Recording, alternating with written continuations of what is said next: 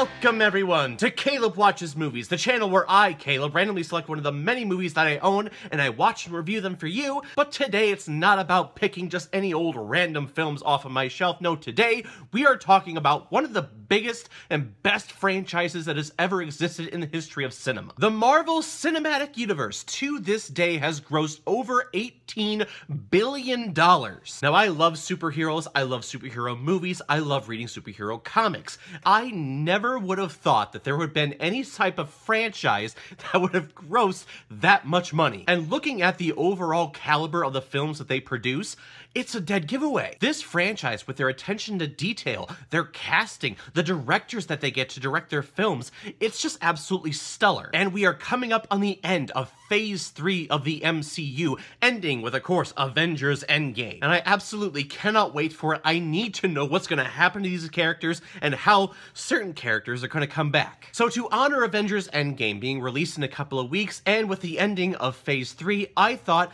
I'm going to rank every single MCU film that has come out over the past 11 years and tell everyone my viewpoints on them. There have been 21 films in this franchise overall. That is mind-boggling, because I remember a time where we would wait 2, 3, 4 years just waiting for the next comic book superhero film to be released. Now we get 3 a year, and that's just on the Marvel side. So I am very excited to put together this list of all 21 films, and of course, this is the definitive list. No one out there has the right to their own opinion. Mine's the only one that's valid, so if you don't like it, then I'm sorry, you just don't matter. I really hope the sarcasm came across there. This, of course, is my own opinion. This is my personal list on where I find each one of them ranking against each other. And of course, if you disagree, which I guarantee there's going to be many of you that will, please leave your comments down below and tell me your ranking of the MCU. I would definitely love to hear it. And maybe that would spark some open, healthy dialogue and conversation between us, as opposed to all the hatred that I'm probably going to get for this list. Oh well. So a quick caveat, of course, there are going to be spoilers in this ranking, so if you haven't seen any of these films, I don't know how you haven't, or why you're watching this if you haven't, but if you haven't, please stop the video right now and go watch all 21 of those movies, and then come back and watch this list. Now, putting this list together is actually very difficult because the MCU has put out nothing less than good quality. But the thing with the MCU is that they've put out some amazing pieces of art, like brilliant pieces, that when they come back and do something that's just kind of mediocre or good that would be passable for any other franchise, for them, it's just a big letdown. So hopefully that frames my perspective here, but really what I'm looking for is a good story. So with that in mind, the MCU, all 21 films, let's rank them. Kicking off the bottom of this list at number 21 is Iron Man 2. There are many fanboys out there that just give so much praise to the MCU. Oh, everything they do is magnificent. Everyone needs to follow them. DC has nothing on them. Little do they remember that, yes, the third film that they released in the franchise is definitely the worst. It's a rush production, things are pieced together, there are several different films happening in this one movie, and it completely negates and backtracks on the character art that Tony Stark went through in the first Iron Man. Stark begins as this arrogant playboy that doesn't have a care in the world other than himself. And then through that experience in the cave with Jensen, then he starts to develop himself anew. The Tony Stark that we get in Iron Man 2 is that first person that we first saw in Iron Man. He's arrogant, he's just thinking about himself. We get no sense that he is out there to better mankind. And then they're trying to shoehorn Black Widow and S.H.I.E.L.D. in here because now they know they're gonna build up to an Avengers team-up film. So we gotta introduce these people. This film is a complete mess and it deserves to be at the bottom of this list. Coming in at number 20, and this is going to be controversial for some people. One of the more recent releases, Ant-Man and the Wasp. I know, come at me, bro. This film is a solid family film. If you're going to bring your spouse and your kids to the theater to have a good time and your kids are like 5, 6, 7 years old, this is a good film for them. But when we're talking about the story, when we're talking about the reason why this film exists, This film is absolutely pointless. The only reason that this film exists is to put Scott Lang in that post-credit scene in the quantum realm. Janet Van Dyne, Hank Pym, they're pissed off at Scott because he went off to Germany during Civil War and they didn't tell him, and they're all just being pissy with each other, but they're trying to go after Michelle Pfeiffer, who's stuck in the quantum realm, and then this ghost figure shows up and she has this quantum realm sickness and she's in pain the whole time, and the whole climax we get here would have been resolved with a simple conversation. If Ghost would have knocked on the door of this lab and said, hey, I'm in pain, it has something to do with the quantum realm, can you help me? I think in the end, if that's how the conversation would go, they would eventually have said, yeah, sure, we'll help you, because in helping you, we found Michelle Pfeiffer. So what, it's just, this film is pointless. Number 19 is Iron Man 3, and those of you that have seen my Iron Man 3 review, you know my stance on this film. Now, I am open to interpretation. I love when artists take something that is established and have their own little spin on it. So the whole Ben Kingsley Mandarin thing, that's not the thing that ticks me off with this film. What ticks me off is the lack of planning with this film. Tony Stark has like 50 to 100 suits just in his basement, and his house is attacked. Why not call in the Iron Legion to protect the house? And then the rules about the extremists and what kills them, what doesn't kill them, it's not consistent. The character of Tony Stark is an improvement, though, with Iron Man 2. This one seems more mature. He doesn't seem so arrogant and pompous like how he was in Iron Man 2. But again, in the grand scheme of the MCU, what is the point of this film? For Tony Stark to realize that he himself is Iron Man, he blows up all of his suits as some gesture to Pepper Potts saying, hey, I love you, but then we see him in like a year and he's Iron Man again? Very confusing. There's a lot of plot twists in here that are there just for the plot's convenience. Just to say, hey, we have twists here, but they don't make sense. Number 18 is really the forgotten film of the MCU, The Incredible Hulk. Definitely a big improvement from Ang Lee's Hulk, I'll give him that. But this is just a glorified version of the 1970s Hulk's TV show. Banner is just going from place to place, and really that's what he does, trying to find a cure for himself. And Edward Norton, I think he's okay as Bruce Banner. I think they made the right call with recasting him with Mark Ruffalo. But it's been reported that Edward Norton, not the best actor to work with, and there were points where he was holding the film hostage. He wanted to do a bunch of reshoots. He wanted to do a bunch of other scenes to really flesh out his character and to flesh out the Hulk and to flesh out this story, which I don't blame him. But really what we got here is a watered down story that's very simplistic, and really, we never come back to it. We never come back to these events. It's just one of those stepping stones that the MCU took to build up its universe. Number 17, which a lot of people would have probably at the bottom of their list, Thor: The Dark World. I actually don't mind this film as much as the majority of people hate it. Let's just start off right off the bat. The villain, Malekith, is terrible. The Dark Elves, what are they? They're dark.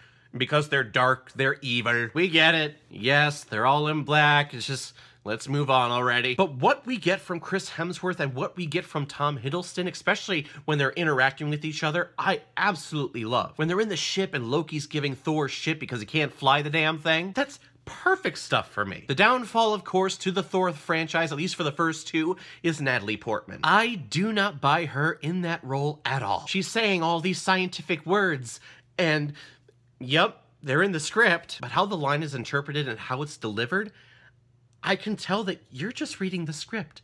You have no idea what those words mean, do you? But if there is any reason to like or watch this film, it has to be Tom Hiddleston and Chris Hemsworth.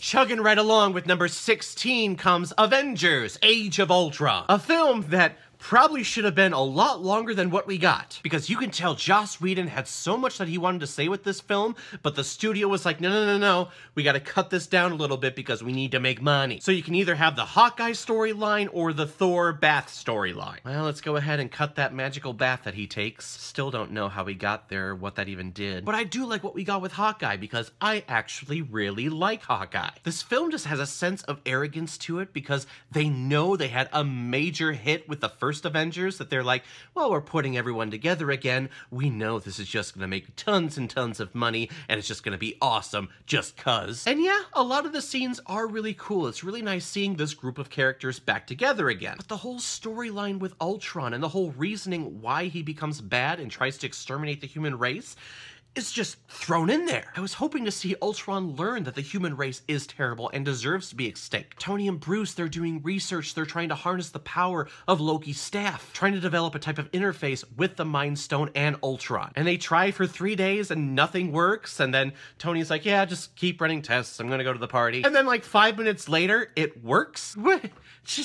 That's convenient. Plus, the whole love storyline between Black Widow and Hulk seemed very forced for me. It didn't fit Black Widow for me. At least not the Black Widow that was established in Avengers. I do like the hammer scene, though. Everyone trying to lift that up. That is just classic Joss Whedon writing. But it was at this point in the MCU where I found it to be kind of stale and tiresome. Doing the same thing, they all get together, they do their own solo pictures, looking for something new here.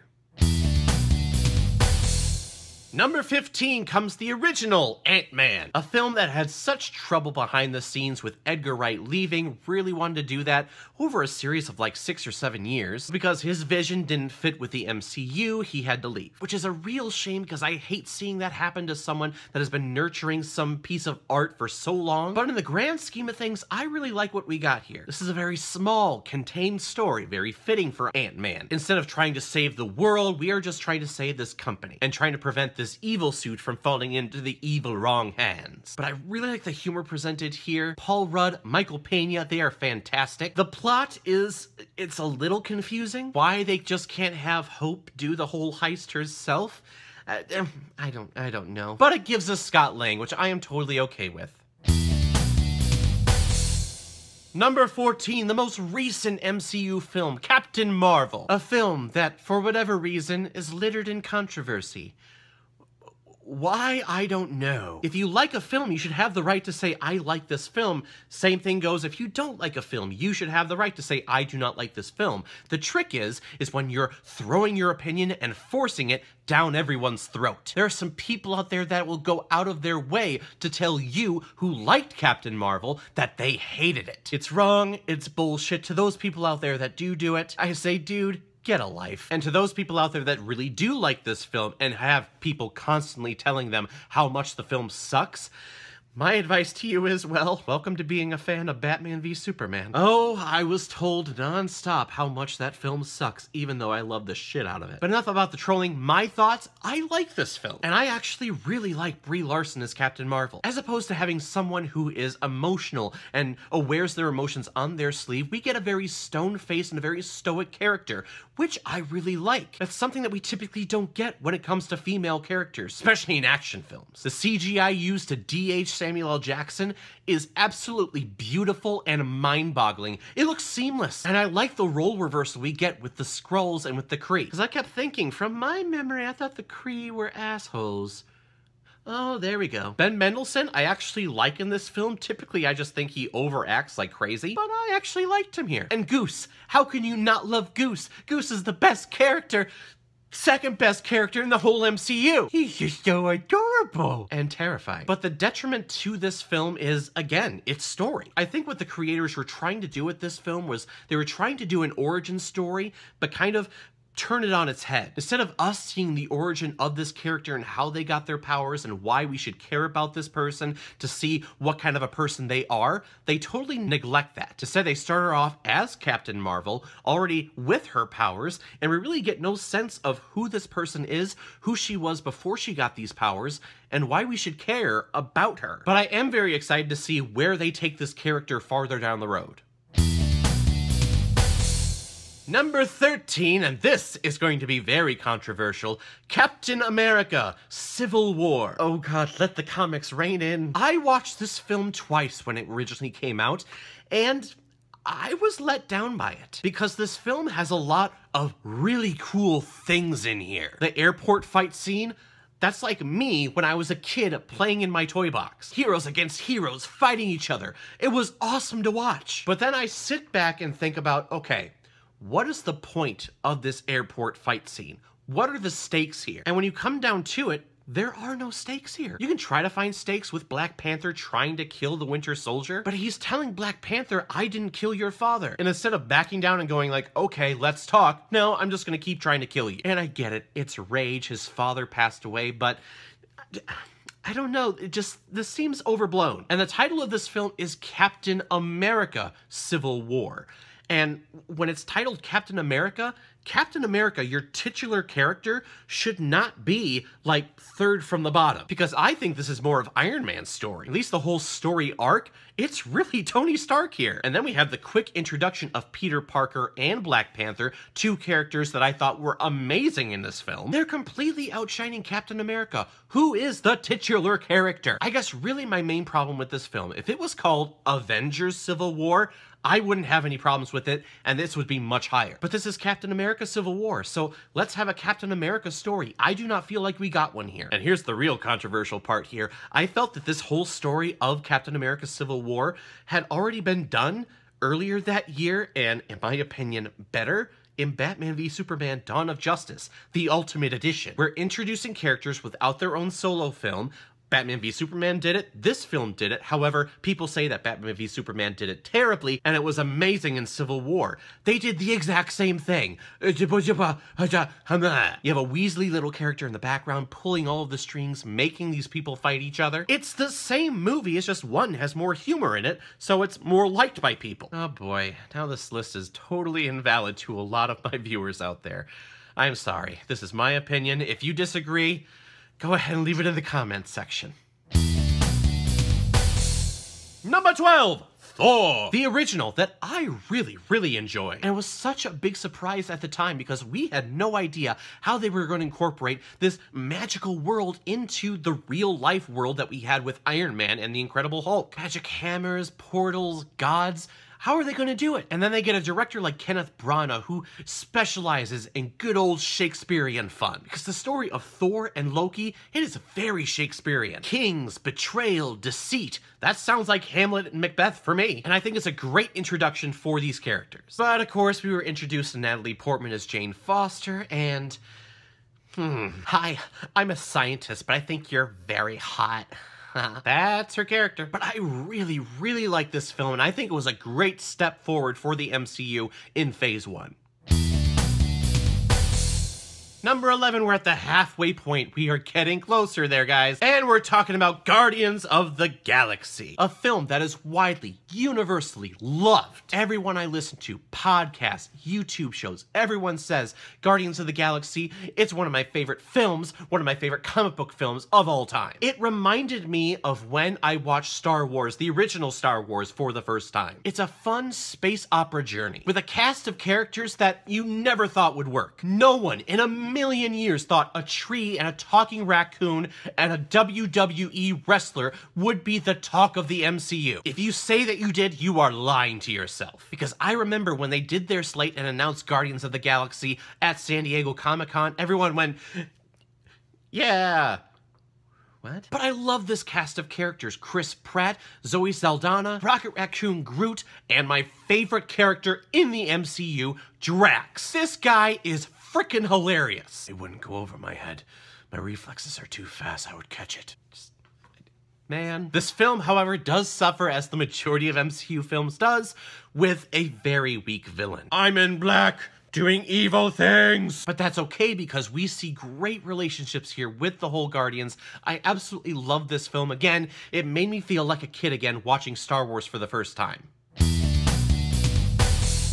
Starting off the top 10 comes Spider-Man: Homecoming. The remake of the remake of the remake. Just a lot to take in. Tom Holland, I think, is absolutely precious. And I love his Spider-Man. He reminds me of really the Brian Michael Bendis version of Spider-Man. I guess the Ultimate Spider-Man is what he's called. He's a kid. He's in high school. That's what I want. Spider-Man in high school, trying to figure out his life, trying to work out like school projects and reports and things, and be Spider-Man on top of that. And I love this kid. I love this journey. And I love Michael Keaton as the Vulture. This whole film was made with that car scene. Now, I just saved your life.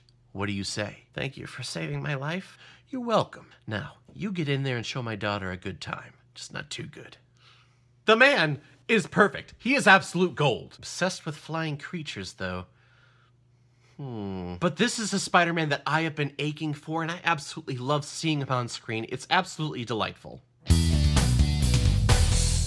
Coming in at number 9, the sequel to Guardians of the Galaxy, Guardians of the Galaxy Volume 2. And the nice thing about this whole story and this trilogy of Guardians of the Galaxy films is that, as of this recording, James Gunn has just been reinstated to direct Guardians of the Galaxy Volume 3, so hopefully he gets to finish off his trilogy. Should never been fired in the first place. But Volume 2, if the first Guardians of the Galaxy was a nice space adventure that really touched me as a child, then Guardians of the Galaxy 2, this one hit me on an emotional level. The whole sacrifice from Yondu, that got me right here. And I absolutely love the comedy in this film. A lot of people would say, no, it's way too much. They're really going for jokes. Every single line they say is jokes. And typically that would annoy the crap out of me, but it didn't for this film. Plus, Baby Groot, he is adorable. How can you say no to this face? And Ego, the Living Planet, I mean, it's a better villain than what we get the majority of the time at the MCU. And I love Kurt Russell in the role. I really love this movie. Coming in at number 8 is another Phase 1 film, Captain America, The First Avenger. A wonderful, fantastic period piece that has, at least for the time, and they still hold up, magnificent de-aging and de-sizing visual effects. Because Chris Evans looks like this little, puny, little tiny weakling until he becomes Captain America. I remember sitting in the theater when the cage opened up and you just see these ripped biceps and these pectoral muscles. You go, Jesus fucking Christ, he's beautiful. But this movie could have gone so wrong. A film called Captain America, especially being released in other countries around the world. How do we take this American character and make him universal? You really tap into the innocence and the purity of this character, really into the naiveness of this character, and really how young he is at heart. He's very childish, he's very boyish. But instead of fighting for the American people and the American way and the good old red, white, and blue, no, he fights against bullies. Steve Rogers is just someone that when he sees some wrongdoing or something that needs to be done, he just fights it and does it. Not because he's American, not because he's fighting for some big political agenda. No, he's doing it because it's the right thing to do. And that just 100% speaks to me as a character. I love this film. I love the design, the aesthetic of it. Plus, I walked out of the theater $23 richer when I saw it. Just walking out of the theater and I looked down and underneath the seat, $23. I will take that. So in essence, I got paid to see this movie. I made a profit on it. So yeah, that's why it's so high on the list.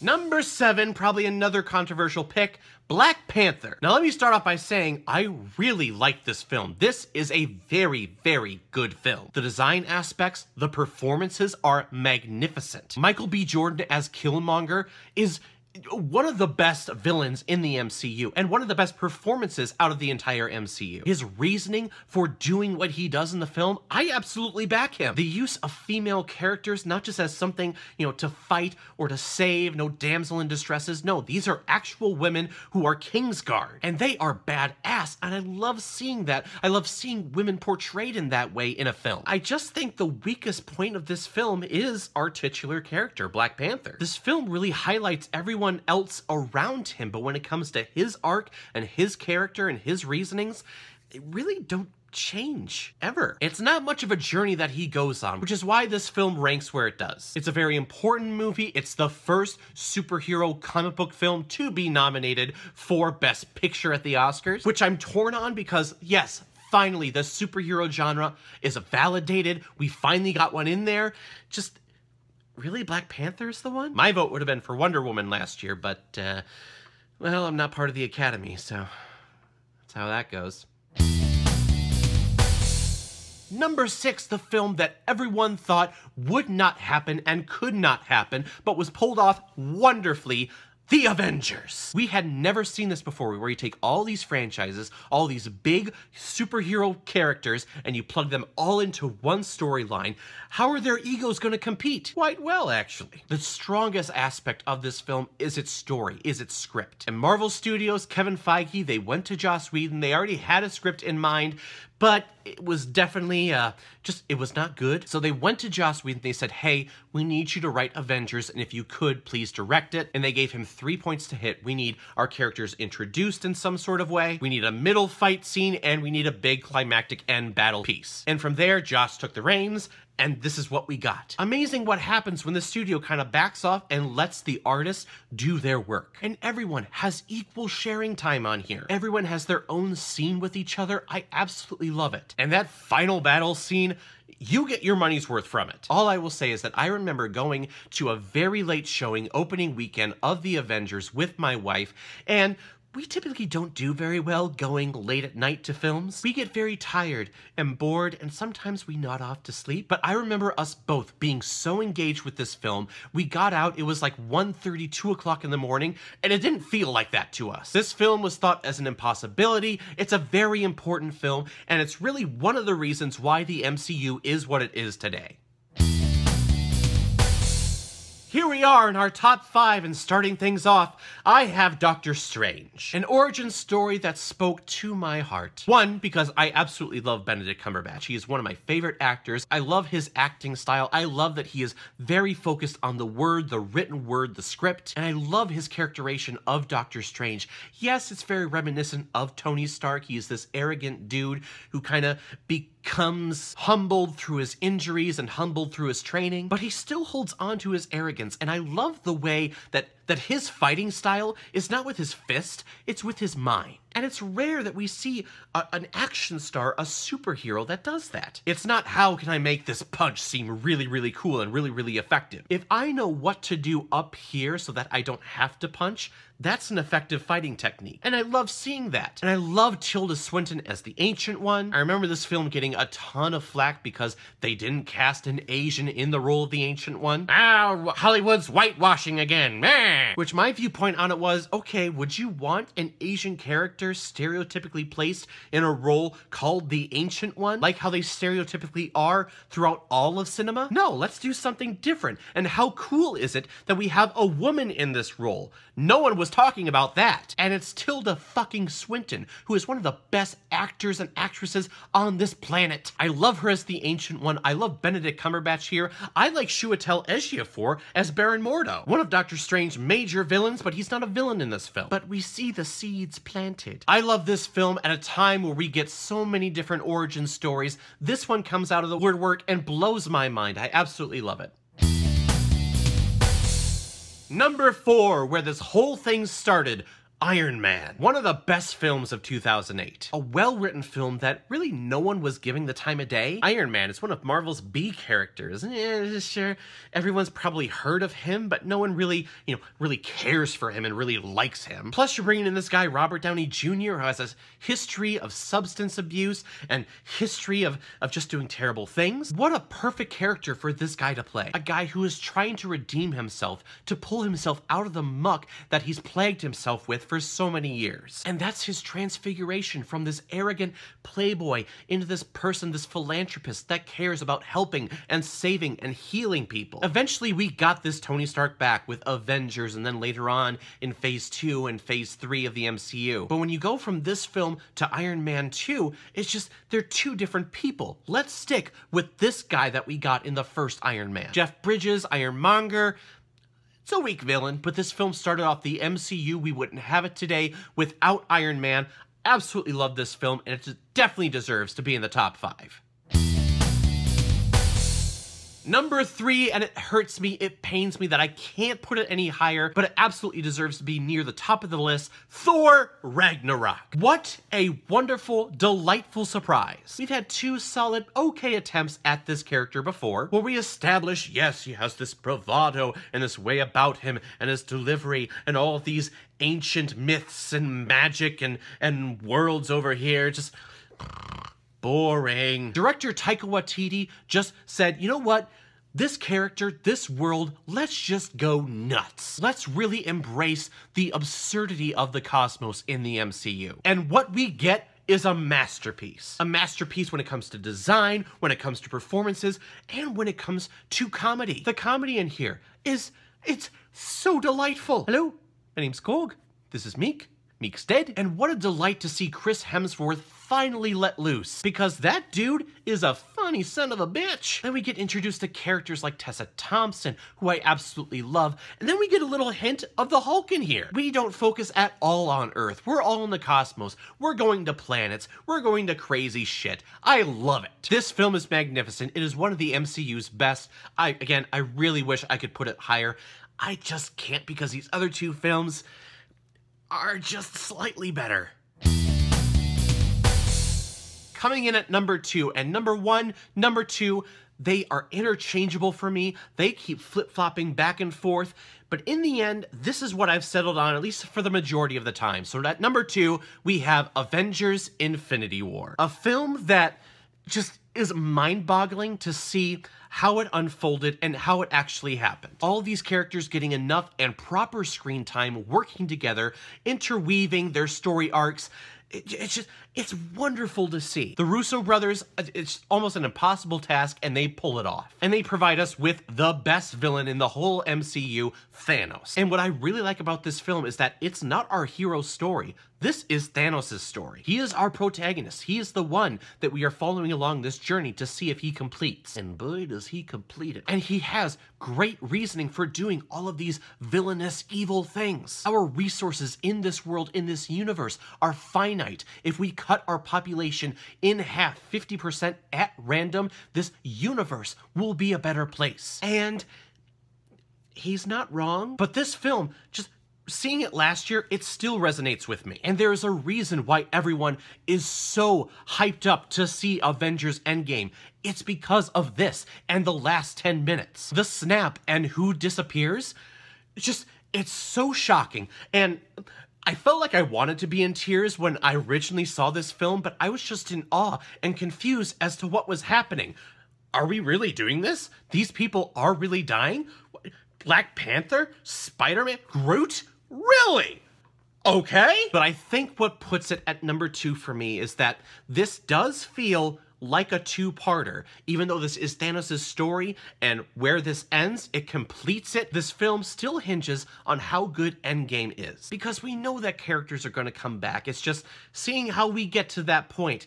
I think that's why this is at number 2. But it is a cinematic storyline masterpiece. I absolutely love it. If you haven't seen this film, what are you doing? Please go see it, please. And at number 1, we've made it. My voice has kind of held out. I'm definitely losing it here. But number 1, it has to be Captain America: The Winter Soldier. You talk about a film that is such a gut punch. Yes, Avengers Infinity War does that, but before Infinity War, this film happened. And it took an organization like S.H.I.E.L.D. that was supposed to be this beacon of hope and light and justice in this world that we had a whole bunch of villains roaming across and fighting each other in.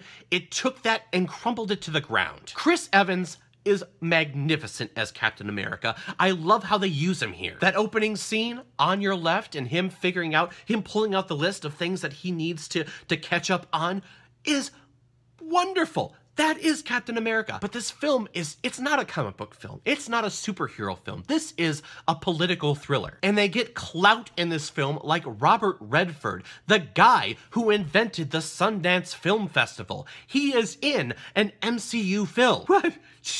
What? The twists and turns that this film goes into when we find out that S.H.I.E.L.D. has been infiltrated by Hydra and has been infiltrated for many, many decades. I remember my jaw just being on the ground. I felt sick to my stomach. I felt like puking, just thinking that no, that couldn't. Oh, wow. Okay. That paired with magnificent performances from Chris Evans, Scarlett Johansson, Robert Redford, Samuel L. Jackson. This film is a masterpiece. It is the pinnacle of what the MCU is and can be. And I feel that every film needs to strive to be like this film. If it's going to be good, that is. So that is it, everyone. MCU has been ranked by Caleb Watches Movies.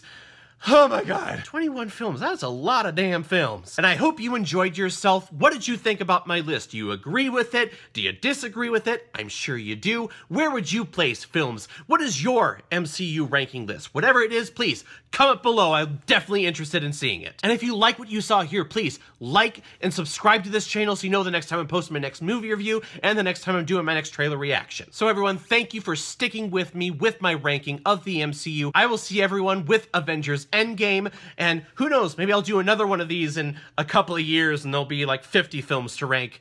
Oh, Jesus. So again, thank you everyone for stopping by, and in the meantime, be well, be good to each other, and go watch a movie. Take care, guys.